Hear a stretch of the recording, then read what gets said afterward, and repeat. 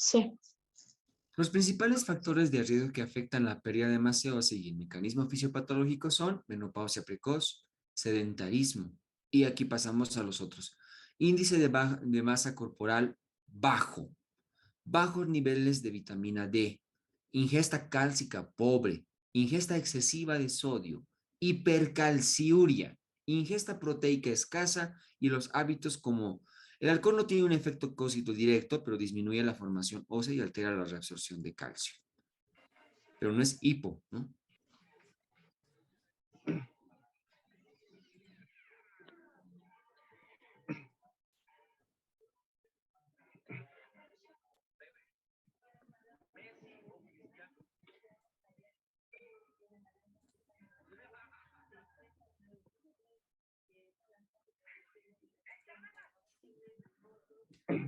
Factores de riesgo de una fractura osteoporótica. Mayor a 65 años, menopausia antes de los 43 años, uso de glucocorticoides, IMC menor a 90 o a 20, perdón, o falla renal aguda.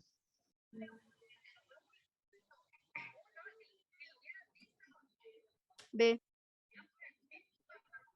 B. B. B. Por algún motivo, doctores, no estoy queriendo silenciar.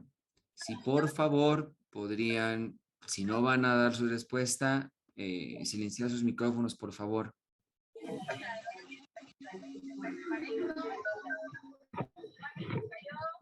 Doctora Judith, si por favor pudiera su micrófono.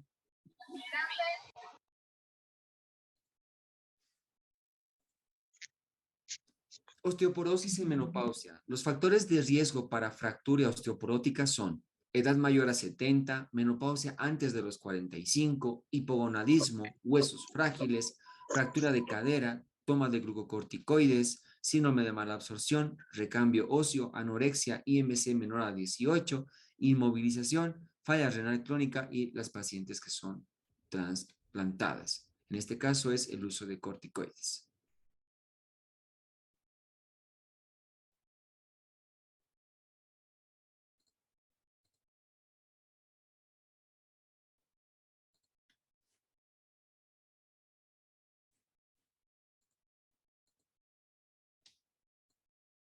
No es un tratamiento farmacológico no hormonal en la menopausia. Pregabalina, tocoferol, propanolol, veraliprida o naloxona. Para la anterior que me dicen si no era falla renal aguda, no es crónica, falla renal crónica.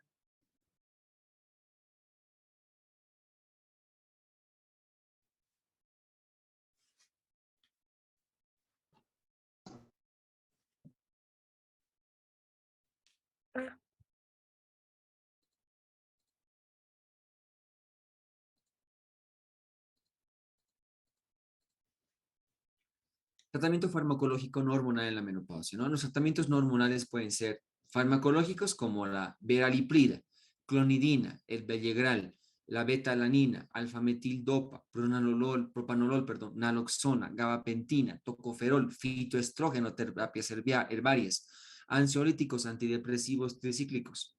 Y dentro de las no farmacológicas tenemos las medidas higiénico-dietéticas, educación, actividad física, acupuntura y ejercicios de relajación. Pero no está incluida la pregabalina.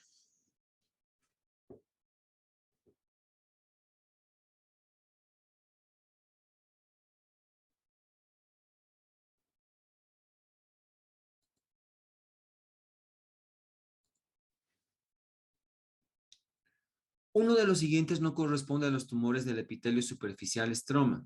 Tumores serosos, mucinosos endocervicales, células de la granulosa, células claras o todas corresponden. Sí, doctor.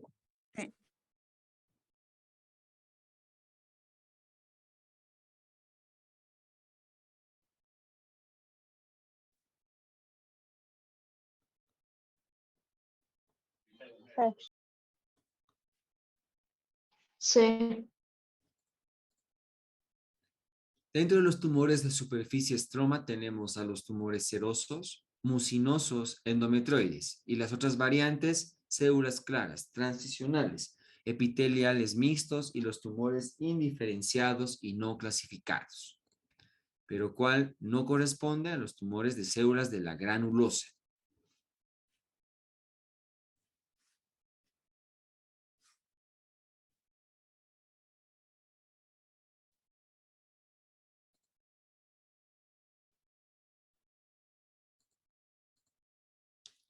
El tumor de saco vitelino, ¿a qué clase de tumor corresponde? Tumores del estroma, células germinativas, embrionarios, células esteroides o de los cordones sexuales.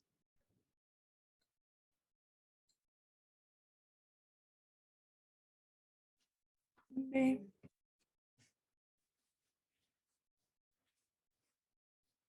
Inciso B.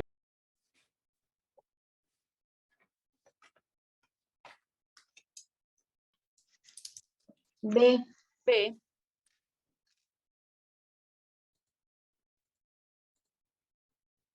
Dentro de los tumores de células germinables tenemos a las siguientes. Disgerminoma, tumor de saco vitelino o también llamado del seno endodérmico, carcinoma embrionario, coriocarcinoma, los teratomas, los mixtos o los otros como poliembriomas. Entonces el saco vitelino es de células germinativas.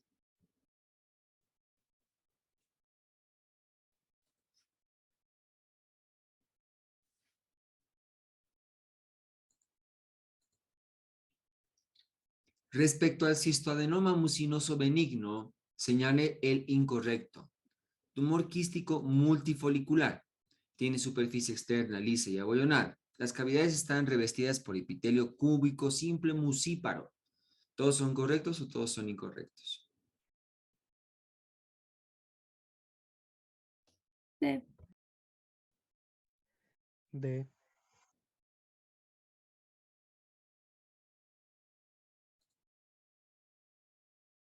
D.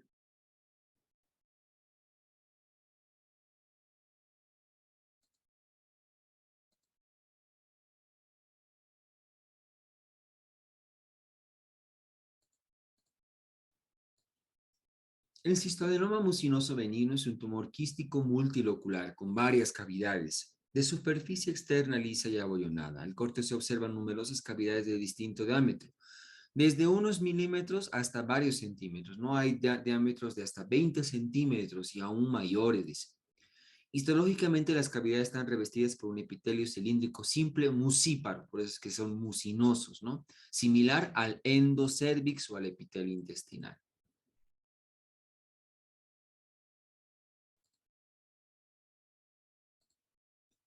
Pero sí, lo que no es epitelio cúbico.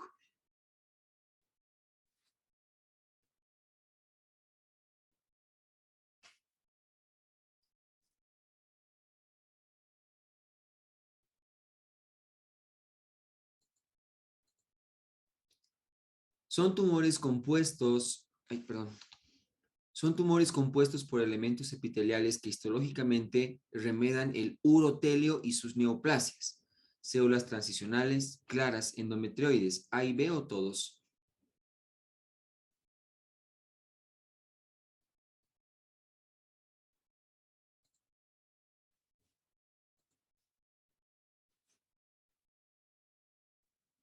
A. A. A.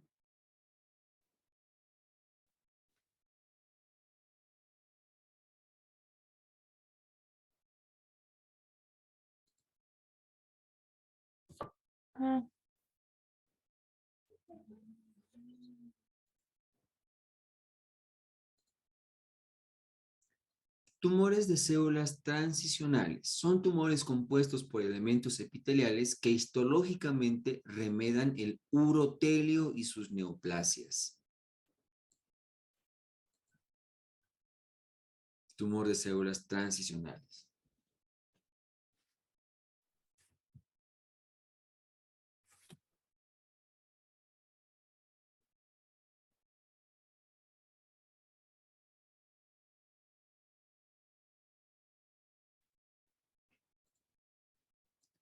Es un tumor por lo general grande, que mide entre 10 a 25 centímetros, unilateral, quístico con zonas sólidas, polipoides, blandas y friables, tanto en el interior de la cavidad como en la superficie.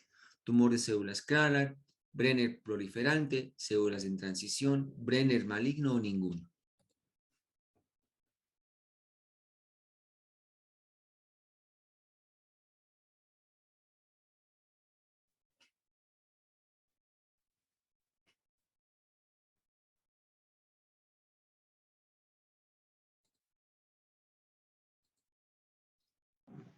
B. B. Inciso B. Tumor de Brenner borderline, ¿no? Se le puede denominar tumor de Brenner de bajo potencial de malignidad o un tumor de Brenner proliferante. Es un tumor que por lo general es grande, mide entre 10 a 25 centímetros, unilateral quístico con zonas sólidas, polipoides, blandas y friables, tanto en el interior de la cavidad como de la superficie, ¿no? Tumor de Brenner proliferante.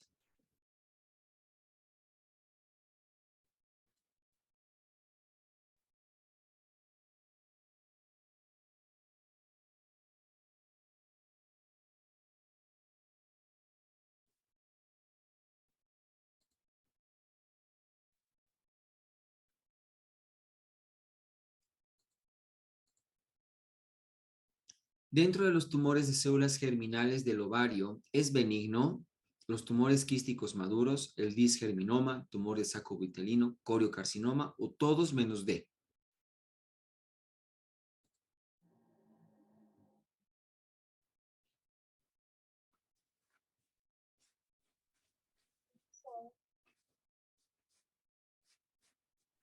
A. E. E. E.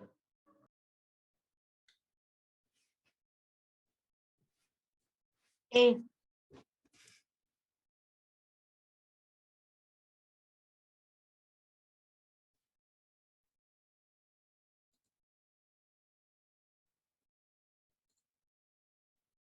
Inciso A. Dentro de los tumores de células germinales del ovario son un grupo de tumores benignos y malignos derivados de las células germinales primordiales. En los adultos la gran mayoría son benignos, ¿no? Como los teratomas quísticos maduros. El disgerminoma es el tumor maligno más común y representa el 50% de los casos. El 20% se diagnostica durante el embarazo y en las mujeres es mejor. Los tumores de saco vitelino, también conocidos como tumores del seno endodérmico, son los segundos en frecuencia y representan el 20% de los casos y evolucionan especialmente en niños, ¿no? Aquí el benigno es teratoma quístico. Basta inclusive que diga que el disgerminoma y el coriocarcinoma ya son malignos. Aquí no pueden ser todos benignos, ¿no?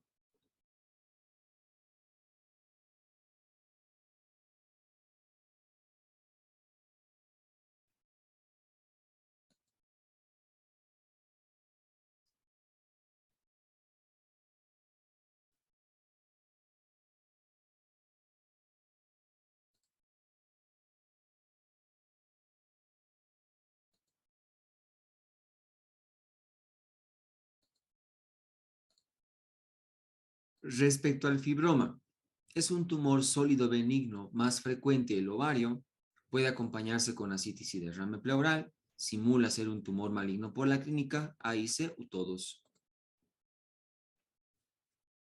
Inciso B. E. E.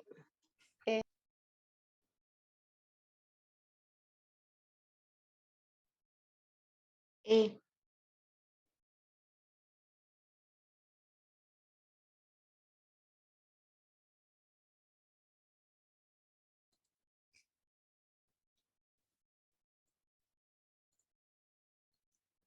El fibroma es un tumor sólido benigno más frecuente del ovario. Puede llegar a formar una masa voluminosa y acompañarse de ascitis y derrame pleural.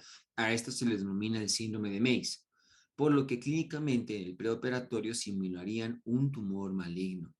Puede presentar zonas de necrosis, hemorragia y degeneración roja que macroscópicamente puede simular un tumor maligno, ¿no? Que la respuesta es todas.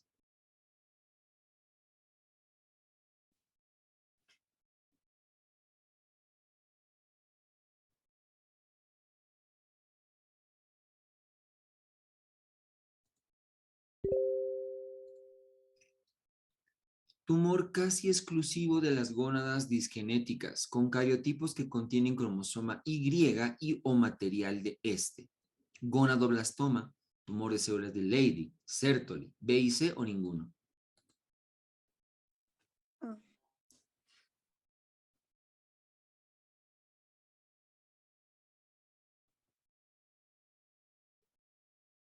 A. Inciso A.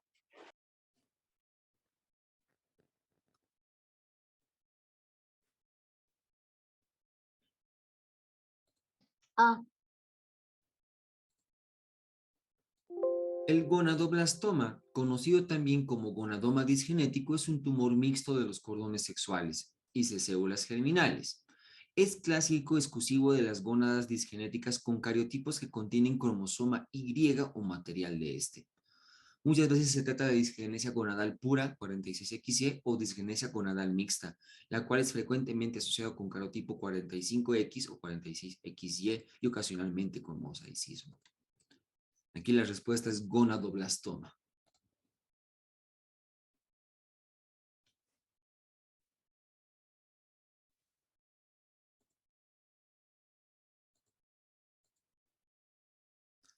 ¿A partir de qué semana embrionaria se desarrolla el engrosamiento del ectodermo denominado las líneas lácteas? Segunda, quinta, séptima, primera u octava semana. B. B. B. Inciso B. B. Quinta semana.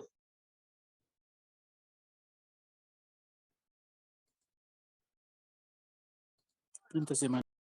B. Alrededor de la quinta semana de desarrollo embrionario comienza la proliferación de numerosos esbozos, producto del engrosamiento del ectodermo. Dos líneas se disponen a lo largo de la pared torácica y abdominal, extendiéndose desde la región axilar hasta la región media de la línea inguinal, denominadas líneas lácteas, ¿no? Quinta semana. En todo el trayecto de las líneas lácteas es donde se puede presentar la polimastia o la politelia. A eso se refiere esta pregunta con las líneas, ¿no? El síndrome de Poland se caracteriza por deformidad de la mama y la pared torácica, hiperplasia mamaria de los músculos pectorales, ausencia del pulmón homolateral, hiperplasia o aplasia muscular pectoral o región subescapular o mamas supernumerarias. D.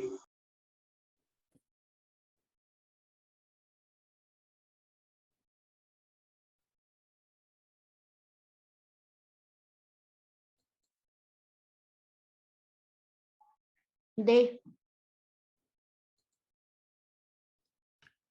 El síndrome de Poland es una enfermedad de carácter congénito y poco común, en el cual se ve afectado el desarrollo muscular.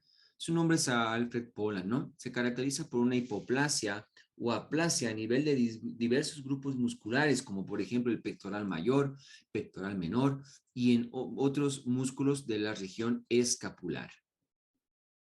Entonces es la hipoplasia o aplasia muscular pectoral y región escapular. Ese es el síndrome de Poland.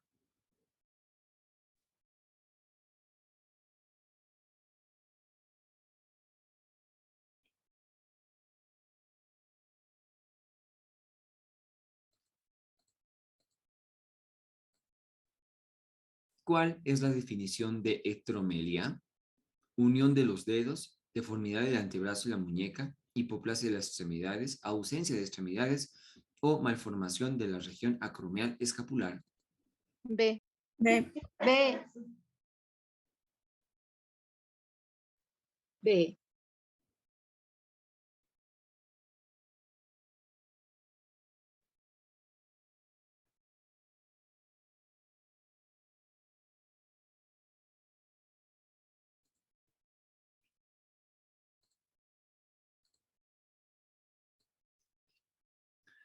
Bueno, de las patologías de seno, ¿no? Puede tener compromiso a nivel homolateral de la extremidad superior con hipoplasia de la extremidad, eso se denomina braquidactilia. Deformidad del antebrazo y de la muñeca, ectromelia, o unión de los dedos, que se llama sindactelia, e incluso ausencia de las falanges distales. que es ectromelia, deformidad del antebrazo y la muñeca.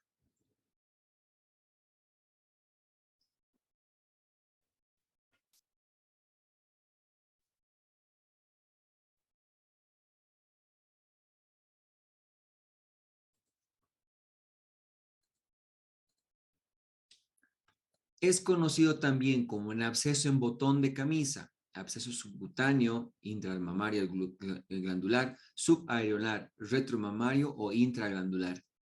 D. D. Inciso D.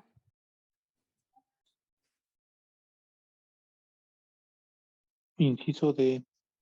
D. D. D, doctor.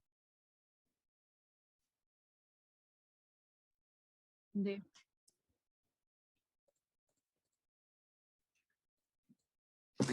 Perdón. Los focos de abscedación pueden confluir hacia la formación de abscesos mayores y los que se forman en la profundidad del tejido glandular propagándose al tejido celular laxo retromamario, también denominado absceso retromamario, forman una cavidad bilocular denominada absceso en botón de camisa, ¿no? Este es prácticamente el absceso en botón de camisa.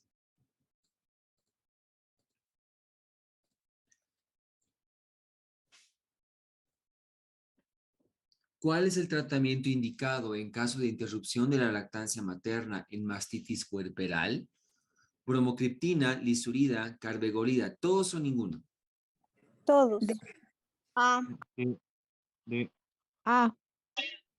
A. Todín.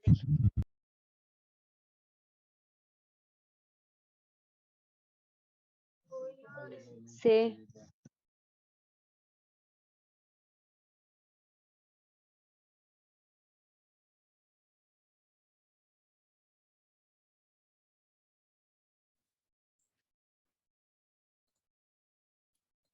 El tratamiento se realiza preferentemente con bromocriptina, lisurida, carbegolida asociado al vendaje compresivo de la mama.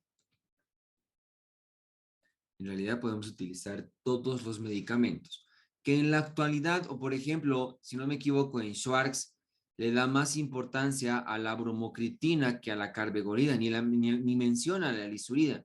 No significa que no podemos utilizar.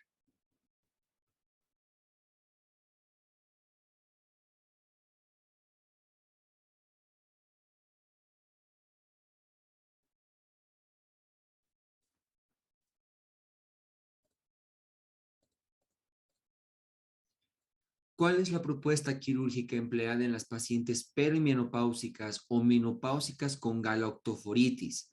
Cuadrantectomía central, incisión transaleoral pezón o de Mogilevsky, galactoforectomía total con conductos galactóforos terminales, todos o ninguno.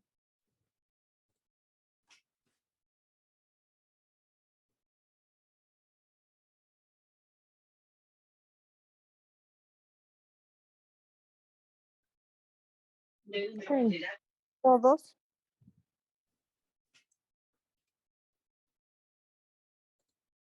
D.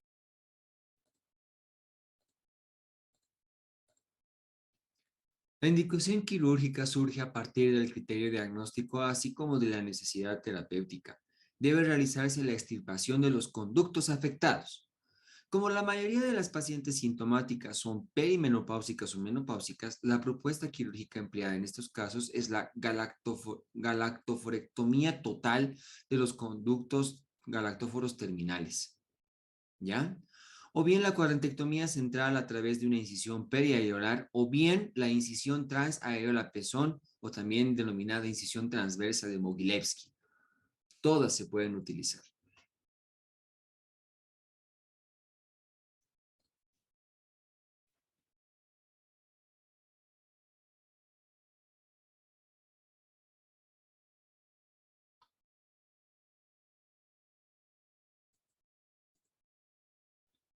Se denomina enfermedad de Mordor. A. Tromboflebitis de las venas superficiales de la mama, absceso subareolar recidivante, abscesos de las glándulas de Montgomery, quistes sebáceos o mastitis aguda piógena. A. A.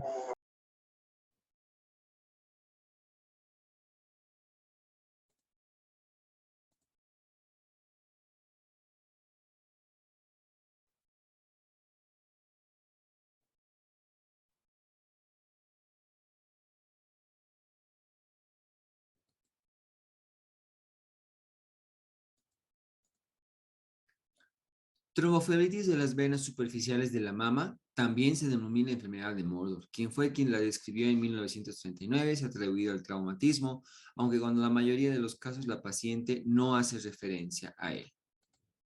¿No? Esa es la enfermedad de Mordor, la tromboflebitis de las venas superficiales de la mama.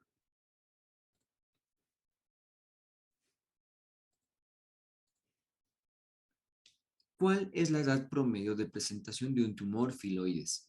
60, 40, 30, 70 u Doctor, 80 ¿puede años. volver un momentito de la pregunta? Espérenme un momentito, ahorita vemos la anterior. B.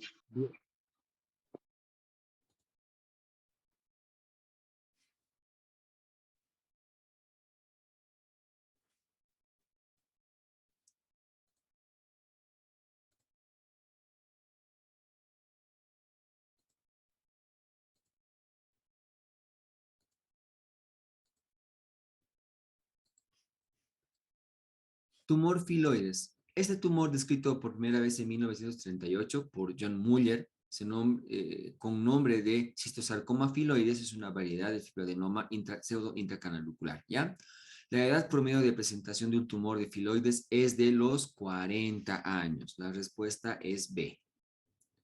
Y para el doctor de hace rato que me pidió repetir la pregunta, enfermedad de Mordor es la tromboflebitis de las venas superficiales de la mama. Gracias.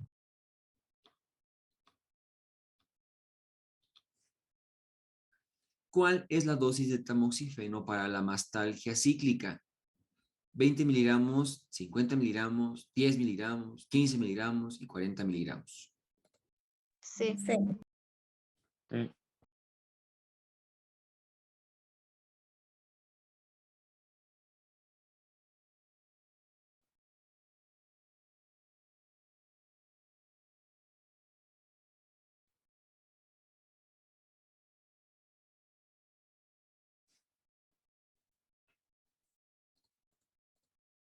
El tamoxifeno sería el producto de elección para este tipo de mastalgias, porque actúa sobre la génesis de la mastalgia cíclica.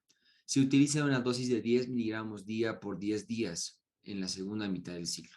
Aunque también hay estudios que valoran la administración de forma continua de 10 miligramos día durante 3 meses con buenos resultados y sin alteraciones del ciclo. 10 miligramos por 10 días. Recordar de que el tamoxifeno siempre tiene que ser un medicamento que se debe realizar ecografía ginecológica para ver que no haga crecer el endometrio, ¿no? Porque puede producir hiperplasia.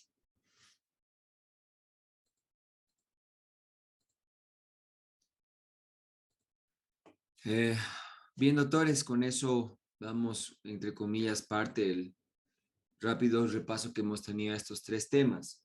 La próxima clase que nos veamos el día jueves va a ser acerca de cáncer de ovario, cáncer de mama y patología cérvico-uterina. En la mañana, doctor. Por la El mañana. jueves nos vamos a ver 8:30, por favor, doctores. De la noche. Sí, Doctor, disculpe, ¿qué tema va a dar? el tema es cáncer de ovario, cáncer de mama y patología cérvico-uterina. Ok, gracias. Gracias. Gracias, Y doctor. es Mondor, Mundo. pero que sea diferenciar en enfermedad y síndrome, no es lo mismo. Además, no está, creo, algo para que les ponga muy rebuscada tal vez la pregunta como para decirles con la triada de aborto. Yo lo dudo muchísimo. Si se habrán dado cuenta, autores, ginecología no es tanto de razonar como obstetricia. Aquí es mucha memoria. Háganse unas ayudas memorias donde hay unos ciertos tumores tan extraños que solo tienen una palabra clave y a esa asocienla. Eso les pueden preguntar.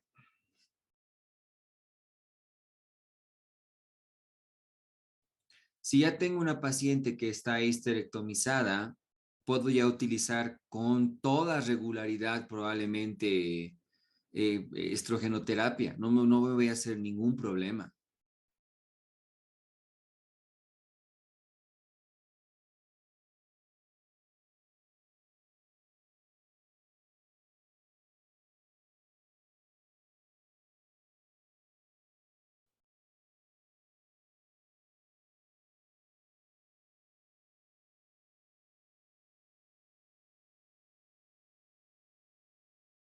Alguien me pregunta cuál es el gol estándar de diagnóstico. ¿De qué?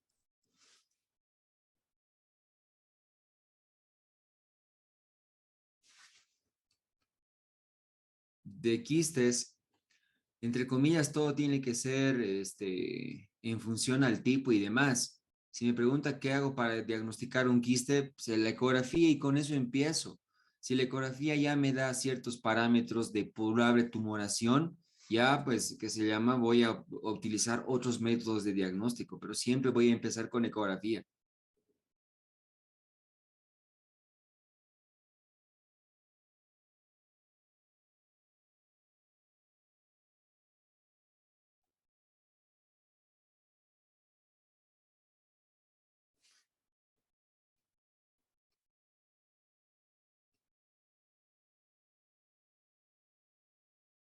Diferencia entre climaterio y menopausia. Menopausia se hace de la actividad del ovario y por ende ya amenorrea.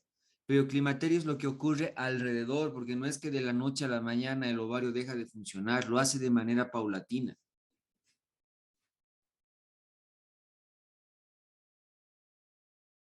Lo más probable es que sí se va a subir a la plataforma porque está grabado.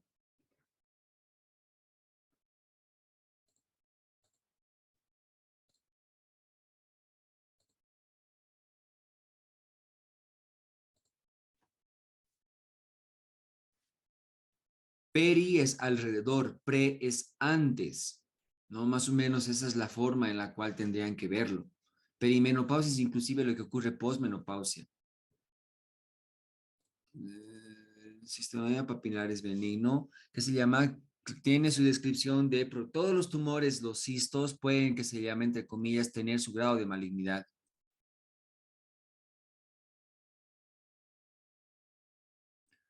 Doctor, denos un consejo de cómo tenemos que analizar las preguntas del examen. Oh,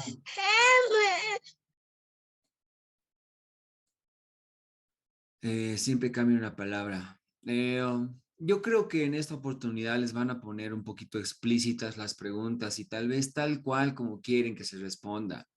Pero les digo, ¿qué se llama? Para obstetricia se puede razonar. Por eso es que los 2 sábados prácticamente hemos terminado obstetricia porque es razonable las preguntas, no son tan rebuscadas. Pero en ginecología y en especialmente estas que son de tumores, ya vamos a ver con cáncer y demás, yo les recomiendo que, ¿qué se llama? Que se adecúen mucho, así a puntos muy específicos de cada cosa, ¿no? Como he dicho, sus ayudas memorias. No les puedo decir si van a ser tipo caso clínico o no. Durante los últimos años, pocas son las preguntas que se hacen en función a caso clínico. Y en ginecología, prácticamente, si ven, no hay. No hay si es que revisan exámenes pasados. Doctor, ¿por cuántos días se daba el tamoxifeno más tarjeta? Puede ser 10 días, pero también de ahí dice abajo, ¿no? Que si hay estudios que durante 3 meses se podía utilizar y han tenido también buenos resultados.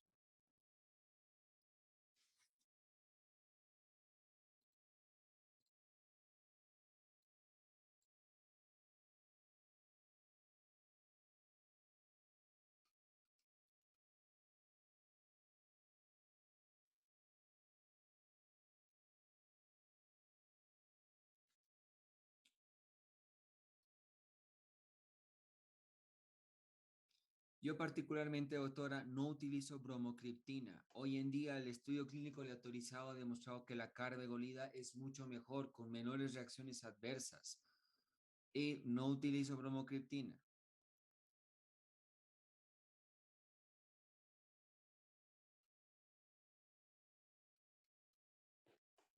Doctor, la bromocriptina se ha descontinuado del mercado, ¿cierto? Se debe encontrar en uno que otro lugar, pero como digo, es más comercializada ahorita la carbegolida. Es el medicamento de elección. Gracias, doctor. No tiene de qué.